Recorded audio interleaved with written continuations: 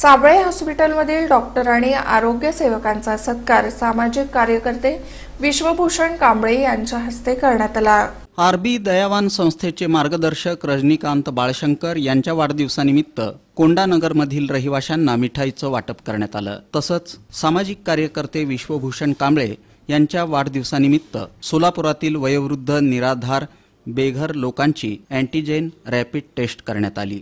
याचबरोबर Sable हॉस्पिटलमधील doctor Sayali Shendge, doctor नवीन Guddu, Ranjit More, Annapurna sister, Kamal Sonawane, Pragya Gaikwad, Mandakini Gaikwad, परिचारिका आदींचा सत्कार सामाजिक कार्यकर्ते विश्वभूषण कांबळे यांच्या हस्ते करण्यात आला। यावेळी संस्थेचे अध्यक्ष रमाकांत बाळशंकर, नवनाथ कुचेकर, राहुल दुपारगुडे, जयप्पा गवळी, विश्वरत्न कांबळे, अजय सिंग, संजय जाधव, सोनू ओव्हाळ, सोनू जाधव, दादा सर्वदे, आकाश कोळी, बुद्धभूषण कांबळे आदींची उपस्थिती होती।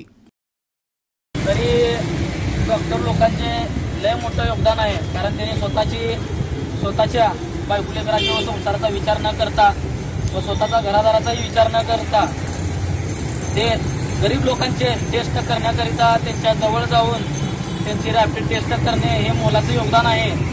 तरी सर्व डॉक्टर सोलापूरमधल्या सर्व डॉक्टर लोकांचे व तसेच सोलापूरमधील साबळे हॉस्पिटल या दवाखान्यामधील जे डॉक्टर आहेत तसेच